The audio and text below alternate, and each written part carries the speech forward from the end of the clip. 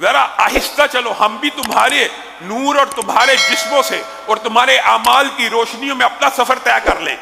جنتی کیا کہیں گے؟ لوٹ جاؤ، لوٹ جاؤ، واپس جاؤ اس دنیا میں۔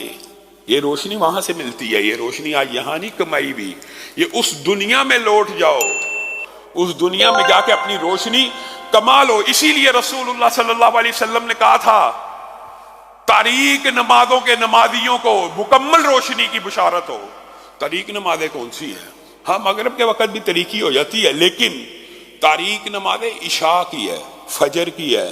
جاؤ، رسول اللہ صلی اللہ علیہ وسلم نے کہا تاریک نمازوں کو پڑھنے والوں کو، تاریک وقت میں جو نمازیں ہیں وہ جو ادا کرتے ہیں ان کو قیامت کے دن مکمل نور کی بشارت دے دو، مکمل نور کی۔ وہ کوئی نہیں گھبرائیں گے، وہ ذرہ برابر نہیں گھبرائیں گے اپنے نور میں۔ وہ ظلمت کے اندھیرے یا جو ظلمت کی تاریکیاں، اور جب روشنی گل ہوگی کوئی روشنی نہیں ہوگی، صرف ہر انسان کو اپنے ہی اعمال کی روشنی میں چلنا پڑے گا۔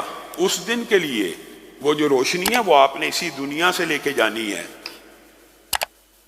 بات آئی ہے ضمنی طور پہ، تو یہ بات سمجھ لیجئے۔ یہاں پہ کوئی 40 سال کا بیٹھا ہے، کوئی 30 سال کا، کوئی 50 سال کا، کوئی 60 سال کا۔ رسول اللہ صلی اللہ علیہ وسلم نے کیا کہا تھا؟ میری امت کی عمریں 60 سے 70 کے درمیان ہوں گی، اور اس سے اوپر تو کوئی جائے گا، میری امت میں سے کوئی جائے گا۔ 30 سال کے بیٹھے، 40 کے، 50 کے، حقیقت دیکھی جائے تو یہاں پہ صرف 40 برس بعد، تقریباً اوسطاً کہہ رہا ہوں، بچوں کو نکال دیجئے، 40 برس بعد اس مسجد میں شاید ہی کوئی نمازی جو آج بیٹھا ہو دوبارہ اس طرح بیٹھا ہو، مشکل ہے۔ یہ رسول اللہ صلی اللہ علیہ وسلم کی حدیث بھی ہے، اللہ کی سنت بھی ہے، چلے جانا۔ 40 برس بھی نہیں رہے، 50 برس لگا لیجئے، 60 برس بعد تو شاید ہی کوئی بچہ بھی یہاں پہ دوبارہ موجود ہو، کوئی بھی نہیں ہوگا، کسی نے بھی نہیں رہنا۔ اور اگر آپ یہ سمجھتے ہیں کہ آپ نے اپنے بچوں کی بڑی اچھی تربیت کی ہے، کرنی چاہیے، اس پہ اعتراض نہیں ہے۔ آپ دنیا سے چلے جائیں گے تو وہ آپ کے لیے دعائیں کریں گے، اچھی تربیت ہوگی، کریں گے، لیکن کتنی دیر کریں گے؟ آج کل انسان تو 5 وقت کی نماز کے لیے مشکل سے وقت نکالتا ہے، 5 وقت کے لیے، اللہ کے لیے اتنا سا ٹائم ہے بس، اللہ کے لیے جو خالق ہے، مالک ہے، اس کے لیے یہ ٹائم ہے۔ تو باپ کے لیے ظاہر ہے جو نماز پڑھنے آئے گا 5 وقت، اسی میں سے کچھ وقت ماں باپ کے لیے دعا کر دے گا۔ آپ جو ساری زندگی اپنے بیوی بچوں کا پیٹ پالنے کے لیے حلال و حرام کی تمیز بھی نہیں کرتے، وہ آپ کے لیے کیا کریں گے؟ کتنا عرصہ کریں گے؟ 10 سال، 20 سال؟ اس کے بعد یہ سارے سلسلے ختم ہو جائیں گے۔ آپ نے اس دنیا سے اپنے نور کو لے کے جانا ہے، آپ نے لے کے جانا ہے۔ آپ یہ نہ سوچیں، ہاں نیکی کے کام کرنے چاہیے، ایسے اعمال سوچنے چاہیے کہ میں کون سا ایسی نیکی کروں کہ میں مر جاؤں، قبر میں بھی روشنی ملتی رہے، قبر کے اندر بھی وہ نیک عمل میرا ساتھ دیتا رہے۔ صدقہ جاریہ کے اعمال کرنے چاہیے، لیکن وہ اعمال پینڈ نہیں کرنے چاہیے، ان کو مؤخر نہیں کرنا چاہیے، ان کو اپنے بچوں کے اوپر نہیں چھوڑ دینا چاہیے کہ میں چلا جاؤں گا تو میرے بچے میری طرف سے صدقہ کریں گے، میں چلا جاؤں گا تو میرے بعد یہ جو دولت ہے اتنی مسجد کو لگ جائے گی۔ اپنے ہاتھوں سے لگا کے جا، اپنے سامنے لگا کے جا، اپنے سامنے نیکیوں کے کام کر، تیرے دل کو بھی تسلی ہو، تشفی ہو، تو اپنے لیے ان طریق ظلمتوں کی تاریکیوں کا نور اسی دنیا سے لے کے چل، اور پھر اللہ رب العزت تیرے راستوں کو، تیرے سارے کے سارے راستوں کو روشن کر دے گا۔ ہاں اسٹرگل کرنی ہے، محنت کرنی ہے، اگر بندہ تگ و دو کرتا رہے، محنت کرتا رہے، اس کے لیے خوشخبریاں بھی ہیں۔ بعض لوگ صرف نیگیٹو بات کرتے ہیں، بعض لوگ صرف پازیٹو بات کرتے ہیں۔ اسلام میں پازیٹیوٹی بھی ہے اور نیگیٹیوٹی بھی ہے، ڈرانا بھی ہے، خوف بھی ہے، لیکن اس سے مراد یہ نہیں ہے کہ صرف ڈراتے چلے جاؤ اور امید اور رحمت اور اللہ رب العزت کا جو فضل ہونا اس کو بالکل محو کر دیا جائے۔ صرف نیگیٹیوٹی بھی انسان کی اصلاح نہیں کرتی، انسان تنگ پڑ جاتا ہے۔ آپ انسانی فطرت اور مزاج کو دیکھ لیجئے، اگر آپ کے اوپر تنقید ہوتی رہے گی، آپ کو ڈرایا ہی جاتا رہے گا، آپ ایک دن بیدار ہو جائیں گے، آپ کہیں گے یہ تو منفی گفتگو ہوتی ہے، صرف ون سائیڈڈ گفتگو ہے۔ ہاں دونوں چیزوں کو لے کے چلیں کہ ٹھیک ہے اللہ کا خوف ہے، اللہ کا ڈر ہے، اس کا حل یہ ہے کہ اللہ کی عبادت چھوڑ دی جائے، اس کا حل یہ اللہ کی زیادہ عبادت کی جائے. پھر جب عبادت کر لی جائے تو پھر یہ امید بھی رکھی جائے اللہ تو ان عبادات کی وجہ سے میرے گناہوں کو معاف کرے گا. اللہ یہ عبادات تیرے لیے ہو رہی ہیں، یہ اسٹرگل محنت تیرے لیے ہو رہی ہے، تو پھر انسان کو یہ تسلی بھی ہونی چاہیے، تشفی بھی ہونی چاہیے، رحمت کی امید بھی ہونی چاہیے. یہ ہر وقت خوف اور رجا کے درمیان انسان کی کیفیت ہونی چاہیے، خوف بھی اور امید بھی ہو. امید بھی اللہ رب العزت سے تگڑی ہونی چاہیے. رسول اللہ صلی اللہ علیہ وسلم نے اسی لیے بعض صحابہ کو یہ کہہ دیا تھا کہ جاؤ امت کو یہ بشارت دے دو. اس کے اندر خوشخبری ہی تو تھی. وہ الگ بات ہے صحابی نے سوچا، حضرت عمر نے روک دیا کہ اگر یہ بشارت دے دی تو لوگ ایسا نہ ہو کہ عمل کرنا چھوڑ دیں. تو صحابی نے پھر بھی بتلا دیا کہ کہیں ایسا نہ ہو کل قیامت کے دن پوچھ ہو جائے کہ رسول اللہ نے تو حکم دیا تھا تو میں نے پہنچائی نہیں.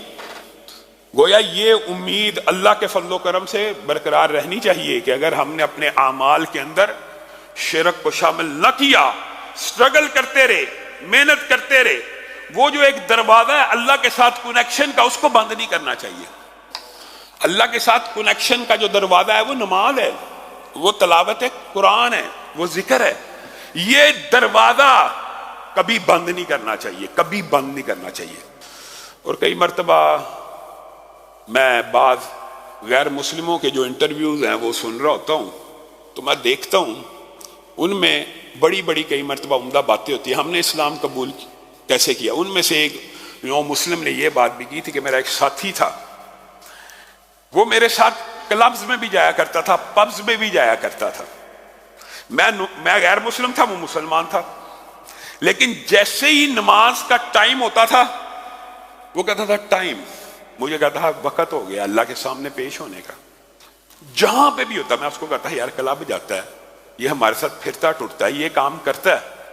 کہتا تھا یہ کام میں کرتا ہوں، اس کو گناہ سمجھتا ہوں، اس کو حرام سمجھتا ہوں، لیکن وہ جو کام ہے میں وہ کنیکشن، میں وہ ڈور، میں وہ رستہ اللہ کے ساتھ جو میرا قائم ہے وہ بند نہیں کرنا چاہتا، کیونکہ ہو سکتا ہے اسی رستے سے مجھے ہدایت مل جائے. وہ شخص نو مسلم کہتا پھر وہ ہدایت پہ آیا.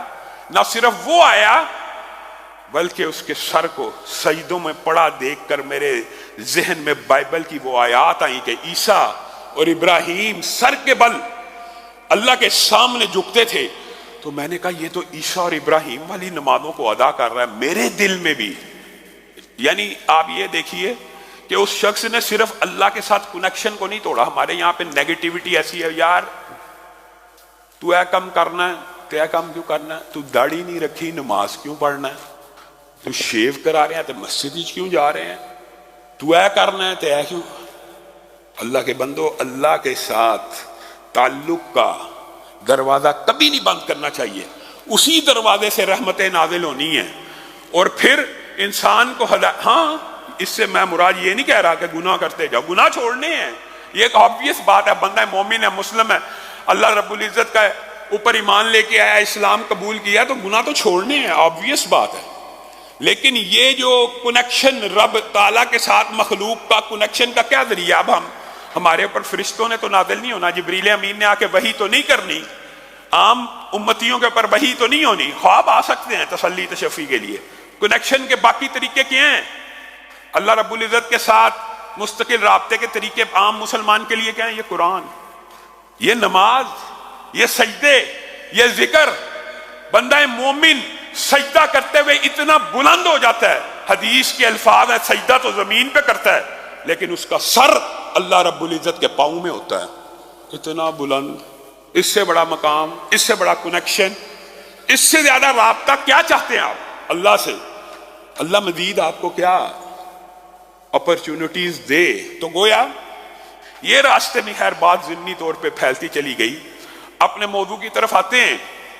رسول اللہ صلی اللہ علیہ وسلم کے اس غزوے میں صرف بوڑھوں نے، بچوں نے، جوانوں نے اپنی جانوں کو پیش نہیں کیا، بلکہ عورتوں نے جس صبر کا، جس عزم کا، جس استقلال کا مظاہرہ کیا، یہ مکمل ابواب مورخین مفسرین نے الگ الگ باندھے ہیں. ضمنی طور پہ چند ایک کا ذکر کر کے اپنی بات کو آگے بڑھائیں گے. حضرت ام عمارہ اسی غزوہ احد کے اندر رسول اللہ صلی اللہ علیہ وسلم کے دفاع کے اندر ان کو 13 زخم لگے۔ اس سے یہ ثابت بھی ہوا کہ عورت بھی جہاد کے میدان میں حصہ لے سکتی ہے، اور جب وہ دیکھے